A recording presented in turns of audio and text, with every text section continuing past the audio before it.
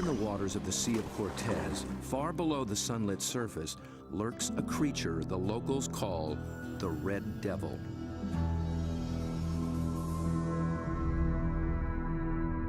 It is armed and dangerous.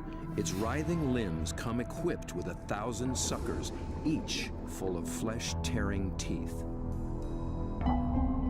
These devils come in the dark of night, rising from the abyss to within a few hundred feet of the surface.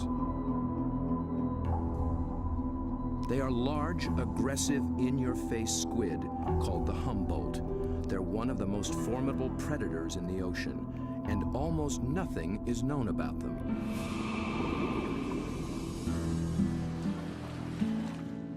To cameraman Bob Cranston, the Humboldt have become an irresistible challenge.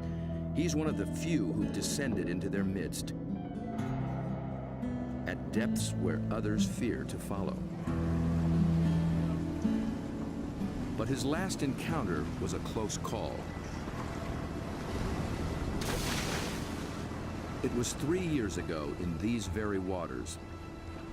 Bob's goal was to film these beasts up close in the open ocean. The usual white filming lights create a circle of light that acts like a wall, keeping the squid at bay. So Bob descended with red lights that diffuse almost immediately.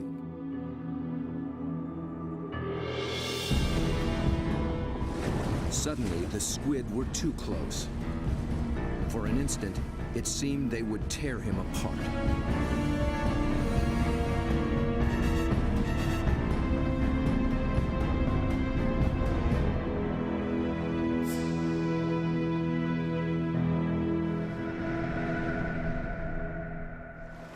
It was an intense encounter that only fueled his fascination for the Humboldt.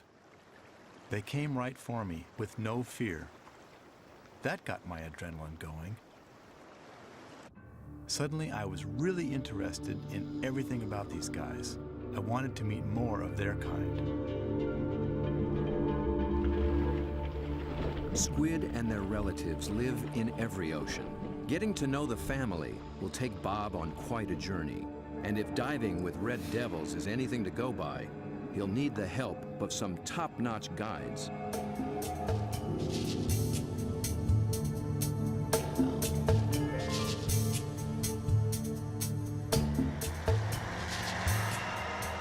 Bob begins his quest far to the north in the dark, cold waters of the Pacific Northwest.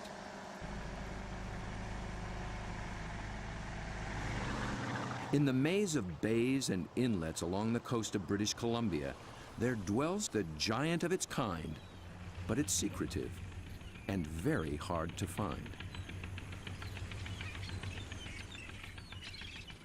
Bob's asked Dr. Peter Ward for help.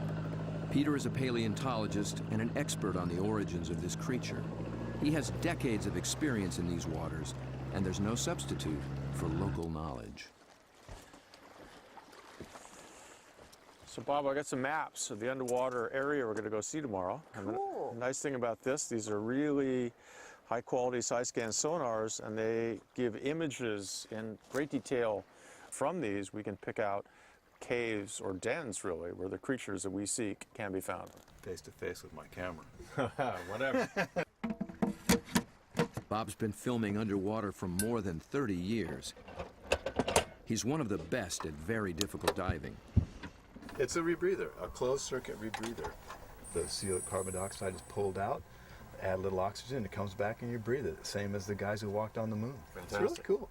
I can stay down there with the creatures and film them for as long as I can stand the cold.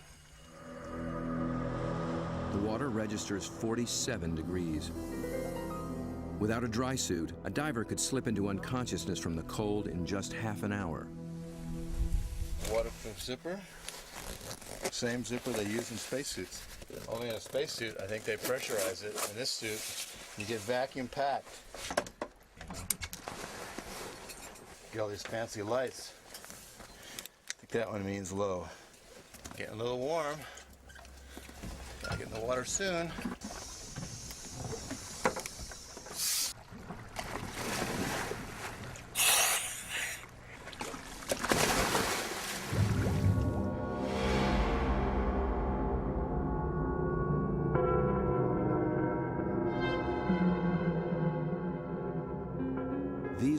green depths are called the Emerald Sea, and although cold, they are rich in oxygen and nutrients.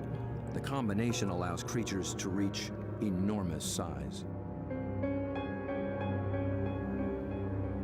Down at 60 feet, Bob and Peter pick up a trail of broken and discarded shells. A dead giveaway. Something strong and very hungry has come this way, and often.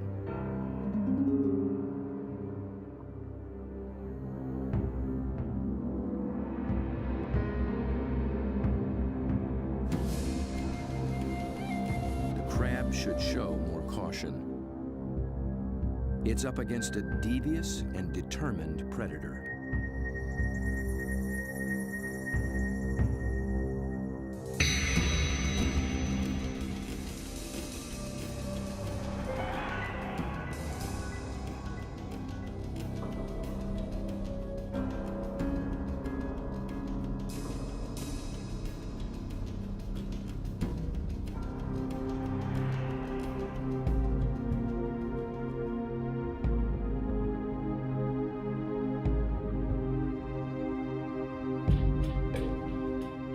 As Bob approaches, his quarry appears to have found him.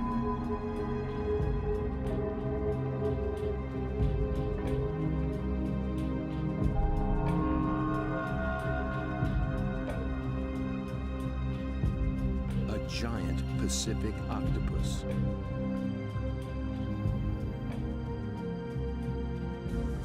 Eight arms of sinewy muscle lined with grasping suckers reach out and gently explore the strange intruder.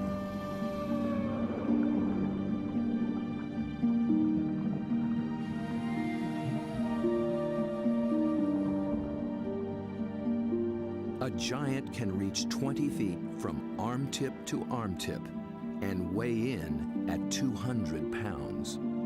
It's the largest octopus in the great clan called the cephalopods, the group that unites the octopus and squid.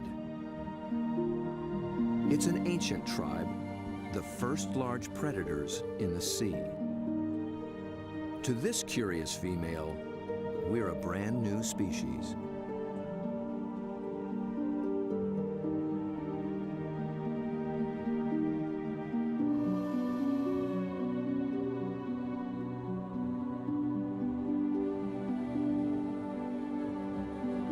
Cephalopod means head-footed, a good beginning in deciphering the octopus's amazing design.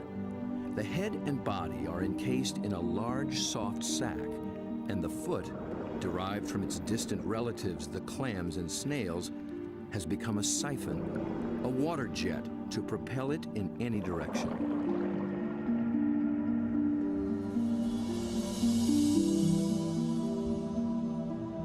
A long time ago, its ancestors were a shell, but the octopus has given that up. Yet for creatures with such tasty flesh, the lack of protection presents a problem. The cephalopod solution? The most extraordinary skin in the animal kingdom. In an instant, it can change color, pattern, and texture. And with no bones to confine its shape, the creature can virtually disappear.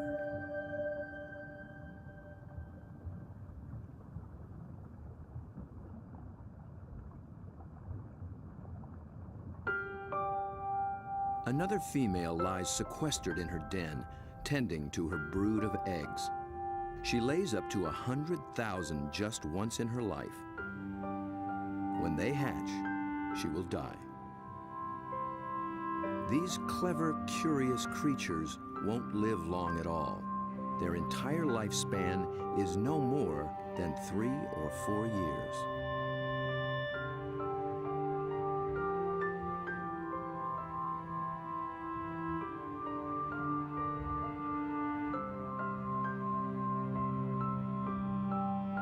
The transparent babies are no bigger than a grain of rice, but within a year, they'll be giants.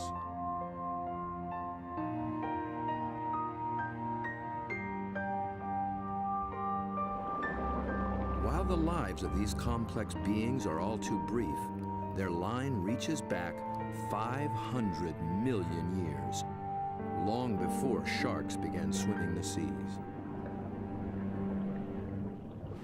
This would be a great spot right in here. Peter Ward has spent 35 years delving into cephalopod family secrets. He's brought Bob to a special outcropping of rocks. They were once well submerged in a much warmer sea and still hold a record of that long ago time. Fossils are found in these rocks, fossils of relatives of the octopus, actually. They're called ammonites. And how old are they? 80 million years in age. 80 million years. That's true. That is old. Back in those days, cephalopods made beautiful curved shells. If you dig long enough and hard enough, you can find some beautiful stuff. This is an ammonite. It's a fossil that is actually the direct ancestor of octopus. So this is an ancient cephalopod. It's related to the chambered nautilus, so the tentacles sat here and swam about. A shell is a mobile home and a defense against predators, but it's so cumbersome it makes swimming difficult. Of the almost 1,000 kinds of cephalopods alive today, only the nautilus still wears one. It's a living fossil, puffing along the reefs of the Indo-Pacific as though nothing has ever changed.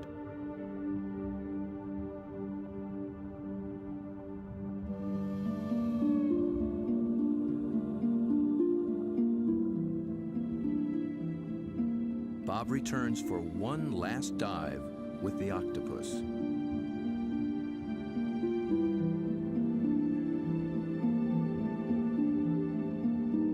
I couldn't resist bringing her a treat. All cephalopods are carnivores, and they love crabs. This creature actually reached out to me. I could sense her interest, her intelligence. I could see it in her eyes. There's something about the eyes of these animals just draw human observers in, and especially with the octopus and the cuttlefish, they definitely make visual eye contact with you and maintain it. Dr. John Forsyth studies these creatures' amazing physiology and complex behaviors. And I've come in and played games with octopus where I'll duck down and they'll raise up and look at me, and then I'll raise up and they'll duck down, and this will just go on for 15 or 20 minutes. Like this guy, I can barely see him over there, but when I look up, you know, see, he's coming up. Because I think they look for our eyes. I think they try to make contact with our eyes as well.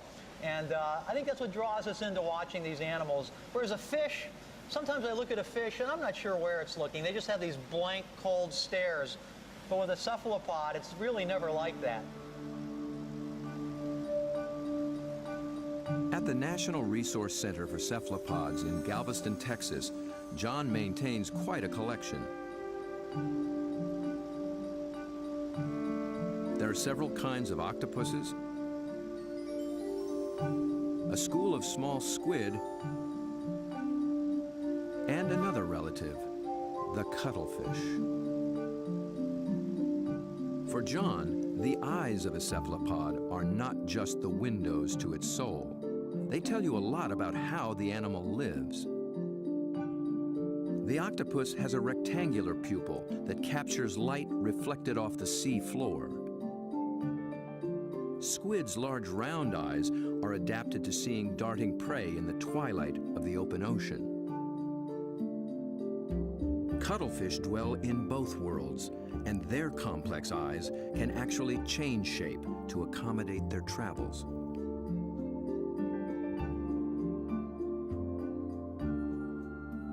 But it's not in their eerie eyes that cephalopods reveal their inner feelings. It's in their remarkable skin. Millions of tiny sacs of pigment, called chromatophores, dot their skin, each controlled by minute muscles. With a little flexing, a cephalopod can flash with rippling bands of color.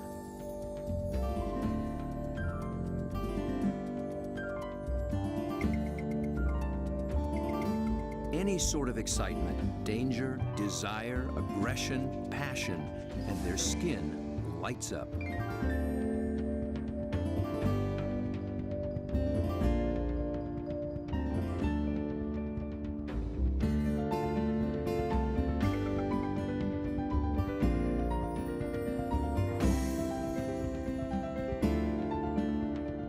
For creatures with no vocal abilities at all, this is the way they communicate, in a language of light and color.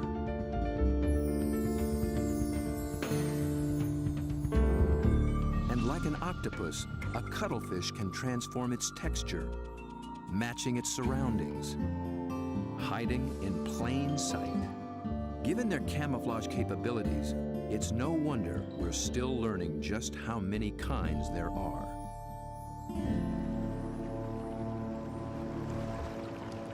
One of the hotspots for new discoveries is the narrow Lembah Strait off North Sulawesi in the island chain of Indonesia. It's a pretty scenic spot. They've joined, isn't it? John and Bob have come here looking for new species of cephalopods. It's a place primed for strange adaptations. In the shallow, warm water, light and temperatures remain constant, but the channels, inlets, bays, and lagoons create many small separate habitats, and that leads to high diversity. This is John's fourth trip to Lembah Strait, and each time something surprising turns up. He's brought Bob to a spot called Ritaklari, which in local slang means the muck.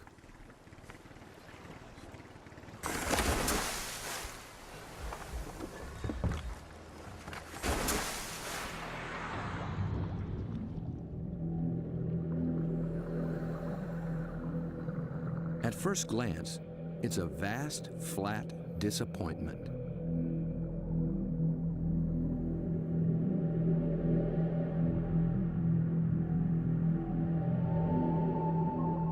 But wait here quietly, and a lot of what looks like sand begins looking back.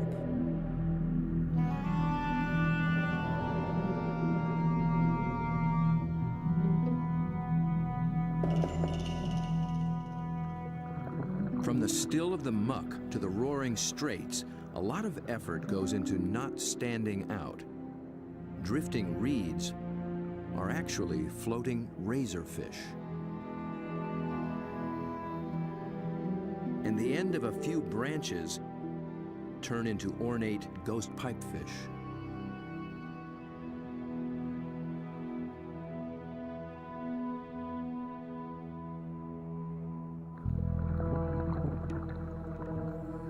Out in the high-speed tides and swirling eddies, fish work hard to keep their footing, digging into the bottom with spine-like fins.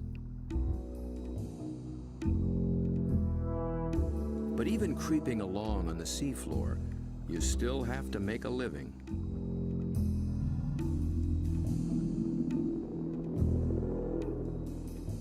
A harmless-looking weed rolling in the current is a hairy frogfish trolling for a meal.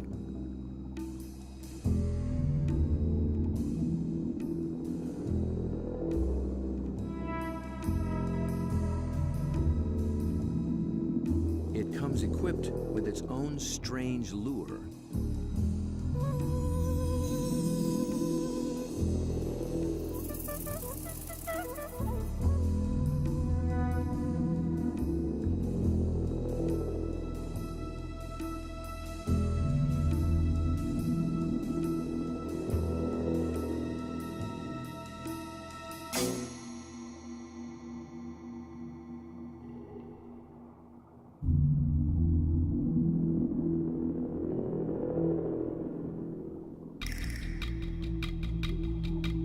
The sand offers the best retreat, but the crab has already been spotted.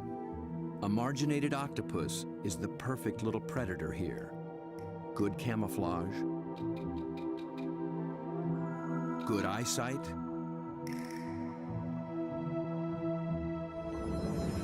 good grip.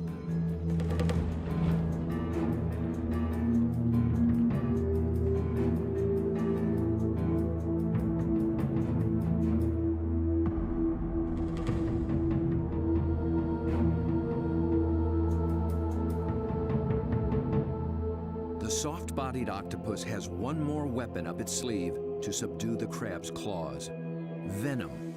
It finds a chink in the crab's armor, injects a neurotoxin, and the struggle is over.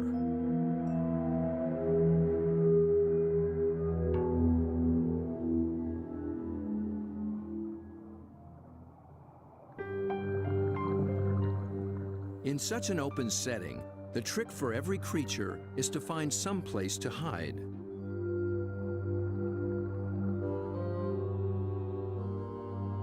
An octopus fits in just about anywhere, and John finds one tucked into a piece of discarded pipe.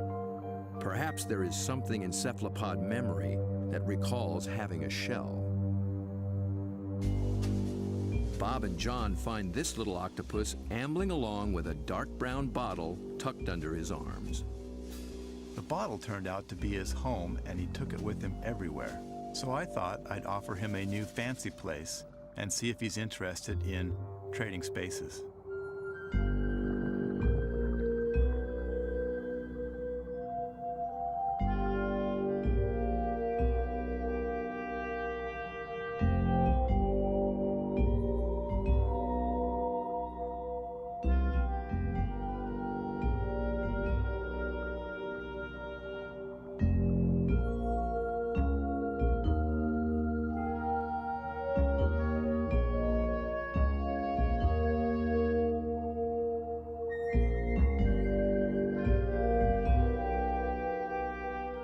I began to worry he might get confused by this clear glass and wouldn't remember how to get back out. But after a few minutes, he slipped through the opening and went straight back to his old brown bottle. He'd made his choice. I think the clear glass was a little too bright, and besides, there's no place like home, especially when you can take it with you.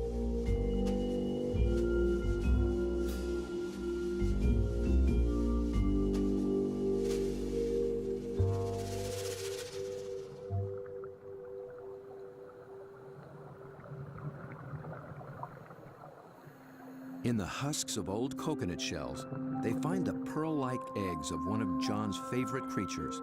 It's a tiny cuttlefish that's seldom seen after it hatches. It remains so small and well camouflaged that it takes great practice to find it.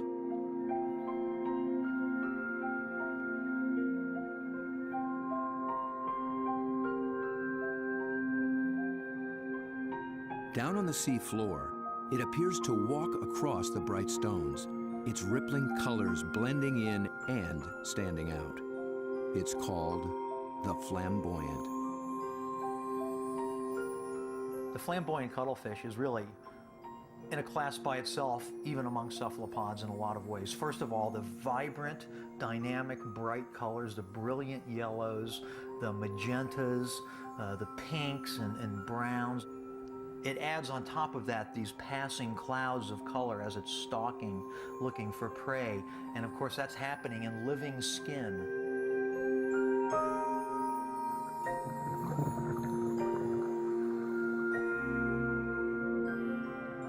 A lot of these animals are surprisingly bold. The flamboyant actually seems to like being under the lights.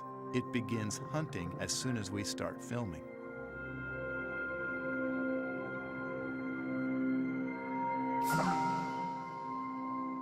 My video lights attract little shrimp and crustaceans. Perhaps the cuttlefish can even see better in the lights as well.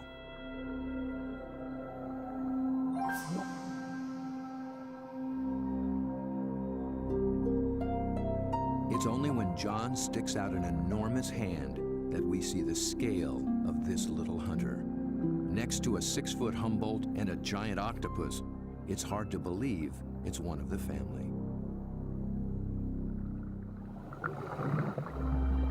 Not far away, a small octopus has been eyeing the scene. John reaches out for a better look.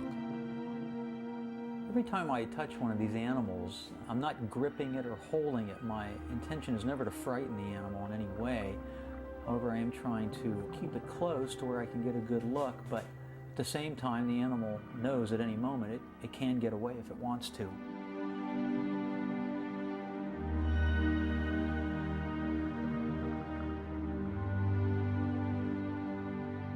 This octopus gets away all too soon.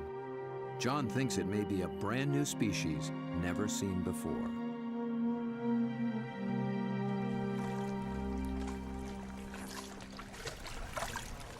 I don't know, Bob. I'm not sure what that is, but it could be a new one. I think it could be a new species. I wasn't expecting to see that. It's not something you've seen before, huh? No, I'm not sure what that would be. It's a cool little critter. Oh, wild.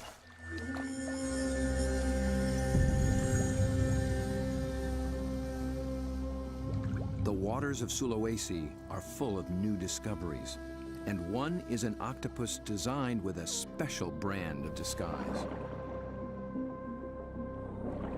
It lives in the same waters as the banded sea snake, whose bold stripes announce its potent venom.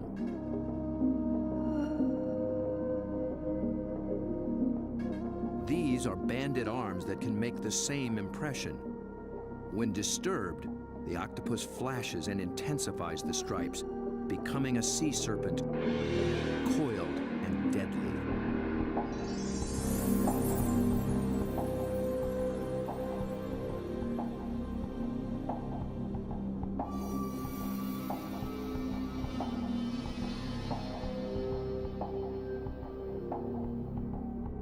The creature has not yet been named by science, but it is known to be a fraud. It's a shy nocturnal octopus, and unlike the snake, its venom is virtually harmless.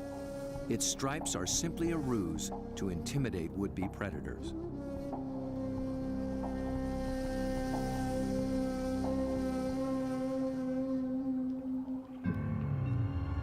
The real killer is a delicate jewel-toned creature, the blue-ringed octopus. The flashing blue neon is no false alarm. Its poison can immobilize every muscle in the human body. There is no antidote. But all it's really after is a crab.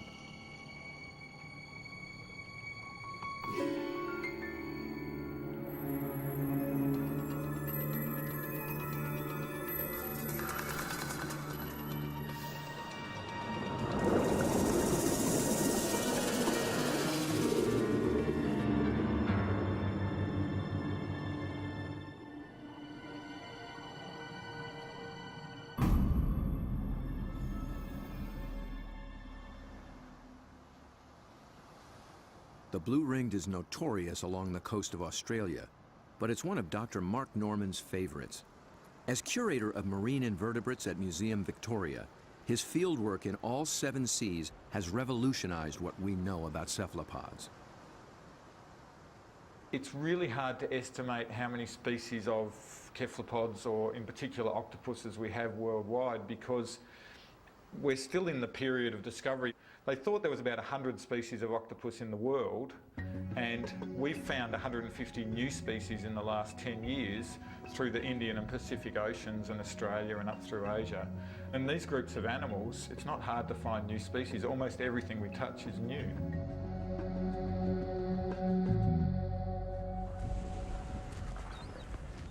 Bob wants to get close to the blue ring in the wild. So Mark, this is a shortcut to the beach? Yep, it's a great place to collect crabs. Through the graveyard, eh? Yep. So are these the bodies of the people who have been bitten by blue ring octopus? No, very few people have died from blue ring bites. He's more likely to have died choking to death on his calamari meal at the local pub. So this is where the crabs live. Yep, they hide up here at low tide under the rocks. As the guide to the blue ring, Mark starts Bob off with their prey. Lots of little crabs. Yeah. You need a nice juicy one. There you go. Look at the claws on that. That'll take your arm off. It's an ironback crab. You can appreciate why the octopus has to get rid of the crab's claws as quick as possible. Knock them out. When the octopus bites them, it actually goes for those soft gaps in the junctions, like the elbows where the arm is a bit thinner, or else they bite them right on the eyeball, and the poison goes straight down the eyeball and into the brain, so they end up paralysing the animal instantly and putting these claws out of action.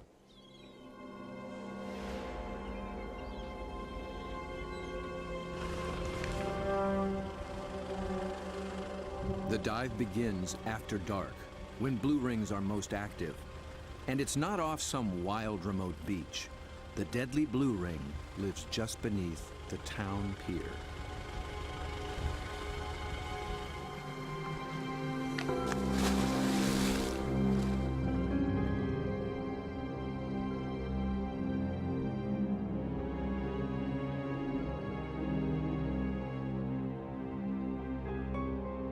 Blue ring octopus are an extremely venomous animal, and if I was to be bitten, I would probably be dead within 3 minutes. Your body would start stiffening up and you'd lose the capacity to breathe, you'd lose the capacity to wave or walk or run away, you'd run out of oxygen and you'd suffocate. But these little animals are really shy, really secretive, and the last thing they want to do is attack humans. They don't eat humans, they don't drag people out of their cars and drag them down the beach. They just feed on crabs. But tonight, not even a crab could catch its attention. This is a male, and he's just found a female. 2 wild blue rings are preparing to mate.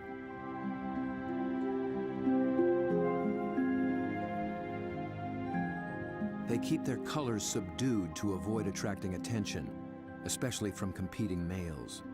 No flashing their electric blue. A temporary aquarium helps Bob film what happens next. After a few minutes of courtship, the male gently slips a special arm into the female's gill slit. He's depositing a packet of sperm, which she will use later to fertilize her eggs.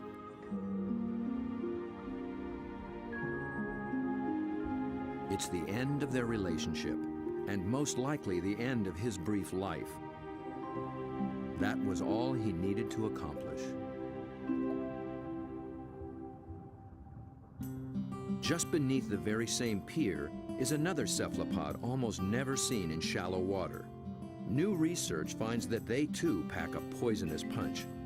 But their bright little stripes have earned them a harmless nickname, the pajama squid. I think these cephalopods are the closest to the cartoon characters. Their little black and white suits and their little frilly lashes behind their eyes and the yellow on the top of the eyes, they're just straight out of a comic book.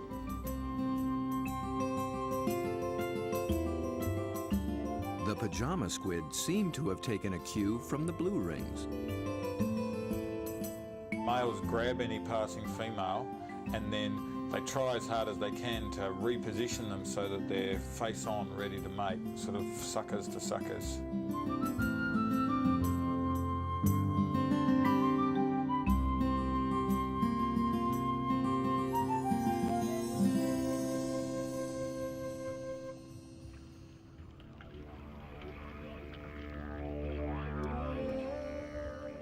The mating season is also picking up off Australia's southwestern coast. In one small bay, giant cuttlefish have begun to assemble. They leave deep water and enter the shallows once a year for 3 to 4 weeks.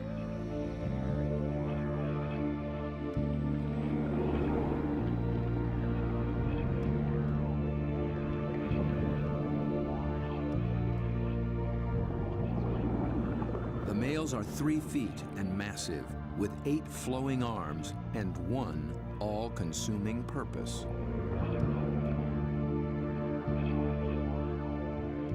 A much smaller female takes refuge in the rocks.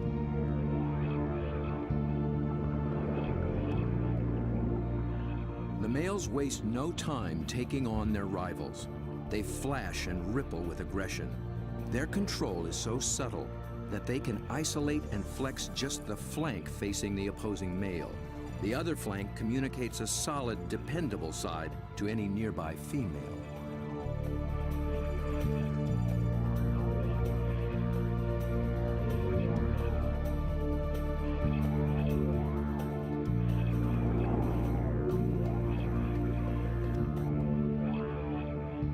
One male has claimed her and takes possession.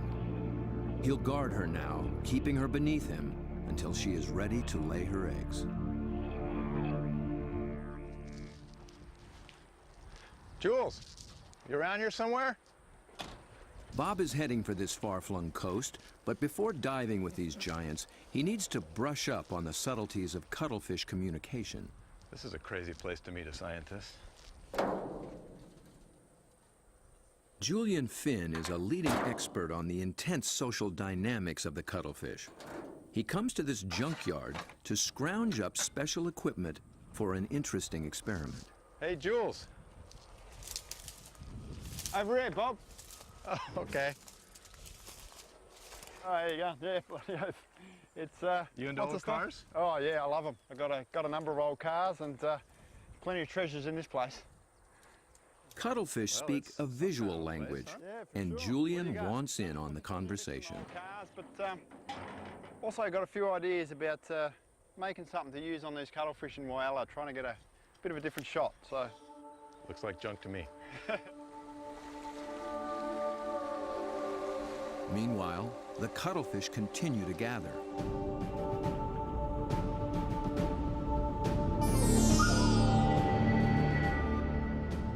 Their complex communication escalates into a kaleidoscope of colors. Opponents toss each other in the rolling tide, and things start getting rough.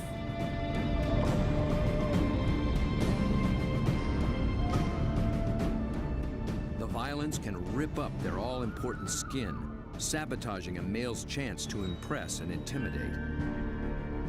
And someone's nursing a torn-off tentacle.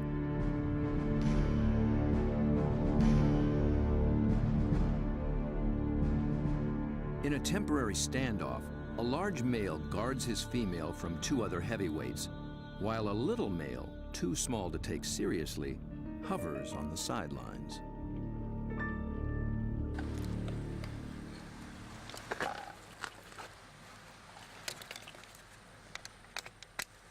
The two males on shore get set to join the fray. well, here you go, Jules. I just wanted you to know that my camera's bigger than yours.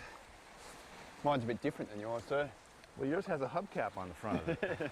What I'm hoping to do is film the male's reaction to another male. But instead of having another male there, I'm going to have its reflection. It's when males are the same size that trouble starts, and Julian will present one with its very own reflection. He's studying the displays and the intense competition. He intends to provoke a fight. He approaches a large male who immediately responds.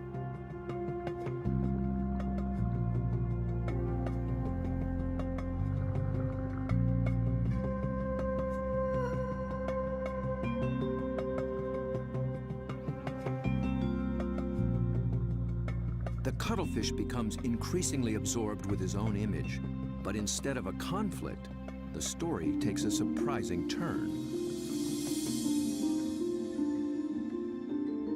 The small, unimpressive male has sneaked in and begun mating with the unguarded female. He's not signaled, nor flashed, nor dazzled. He simply grabbed the female for his own, making every attempt to look as much like her as possible.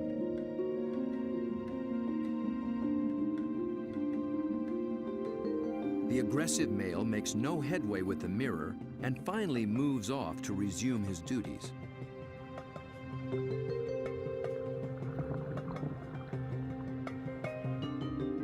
But he's still distracted, still flashing, and doesn't recognize that his female is mating right under his nose. The little male looks so like another female, he doesn't see the threat.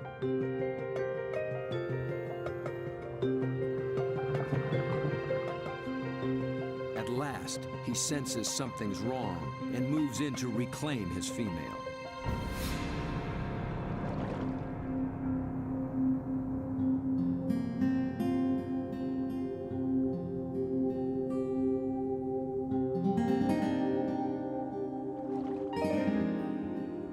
To re-establish their relationship, he presents her with the gift of a crab.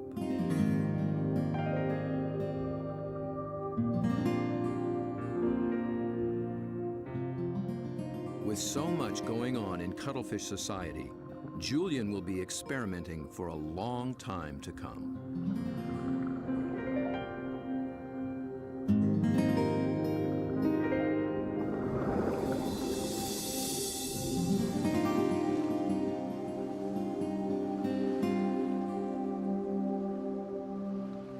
Julian's attempt to interact with the cuttlefish and crack their code has given Bob a daring but dangerous idea. Deep in the waters of Mexico, the mighty Humboldt squid flash their own mysterious signals, and Bob is determined to dive with them again. He intends to engage these aggressive predators by imitating their behavior with a display all his own.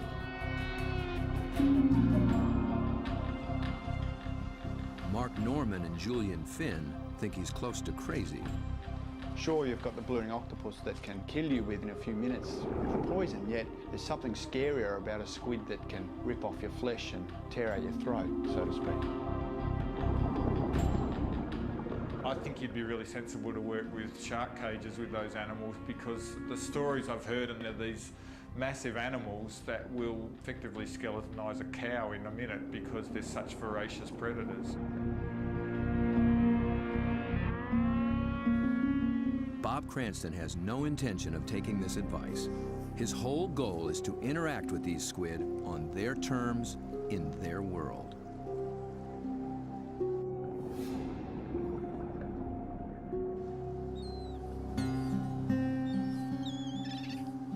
In the small town of Santa Rosalia, on the edge of the Sea of Cortez, being a fisherman takes a certain courage. We lose people every other year. Somebody dies. I had a friend that they found floating in the ocean last year. It's lucky they found him because you know they're carnivorous. They'll eat you. I mean, they will eat you. The squid will eat you. The squid will eat you. If you fall into the ocean, they'll get you with their tentacles. You'll drown, and then they'll all the rest of them will just eat you.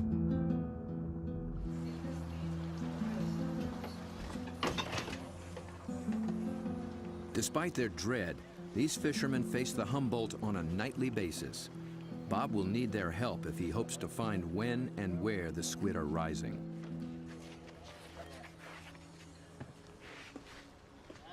Alberto.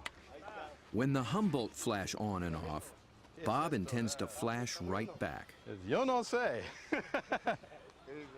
This is a flashlight, big flashlight for squid. We're gonna... Estos loco, see?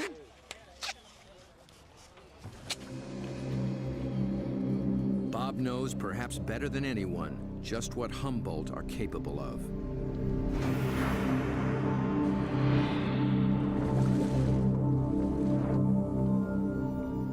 But it's not fear that he feels. It's an intense fascination for such alien creatures in a world so different from our own. For me, there's just something about these animals. Maybe it's because this type of diving in itself is a great challenge. It's hard to work at these depths. I've managed to go down and physically touch these fantastic creatures, but somehow they're the ones that have taken a hold of me.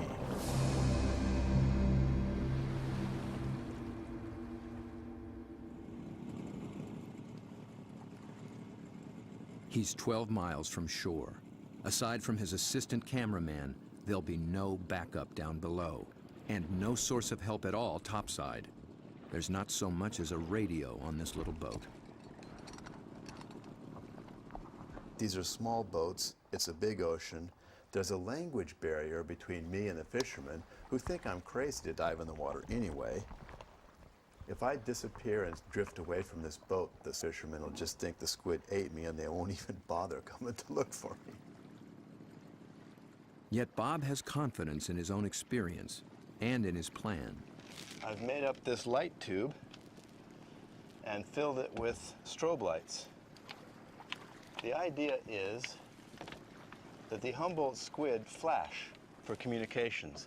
They flash at each other, they flash at the divers, and so I hope to elicit some kind of a reaction from these animals with this light tube.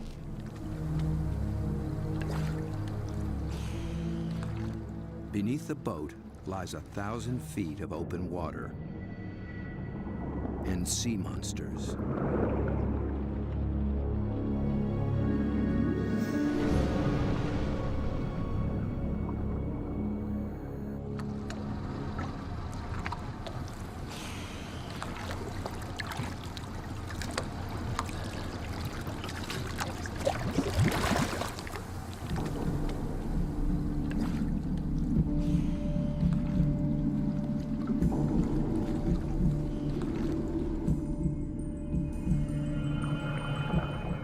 Descends, his homemade lightsaber a beacon in the utter darkness.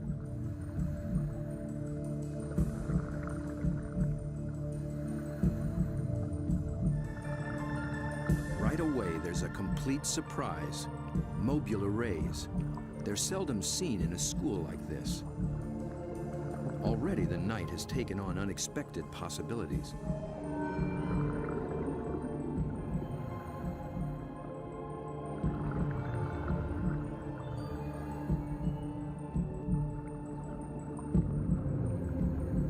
With his depth gauge reading 150 feet, Bob figures he's in squid waters. He powers up.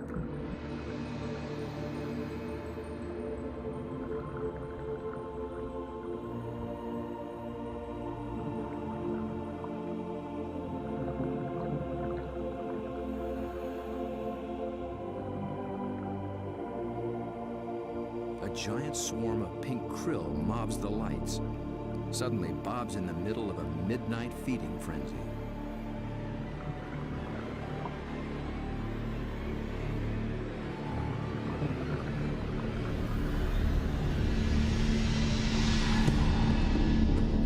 Then, rocketing up from below, Humboldt squid.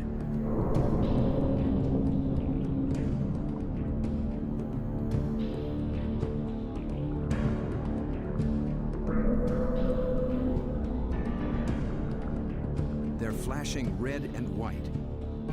Bob tries to get clear of the krill into better visibility.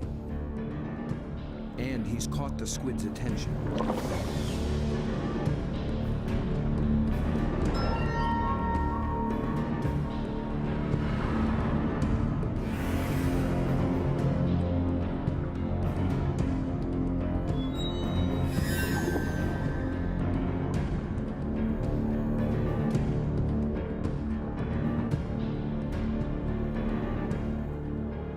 Transfixed by this enormous eye up from the deep. I can sense this creature thinking, but I can't imagine what.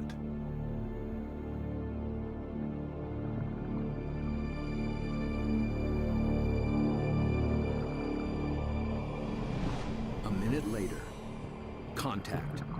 The squid grabs hold, testing the light the only way it can.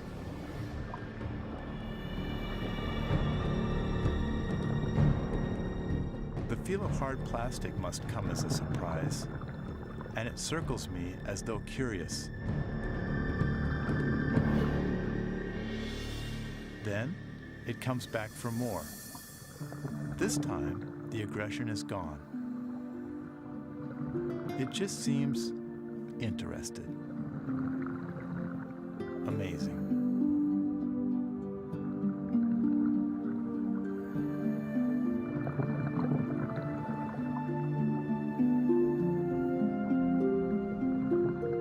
Play for a moment.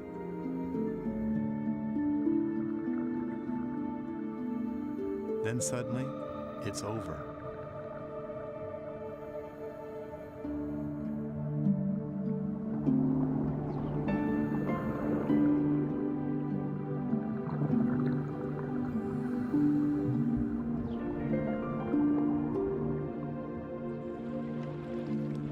The fishermen are relieved just to see me alive. But I climb back in the boat, knowing something remarkable has just happened. I danced with the devil down in the deep, and I'm already thinking about the next dive.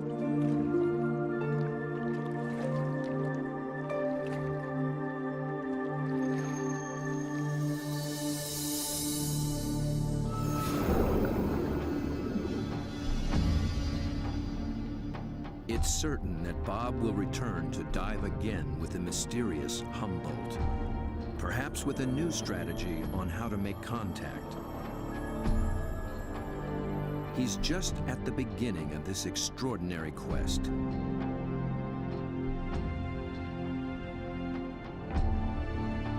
But who will he meet next time in the waters below? Friend or foe?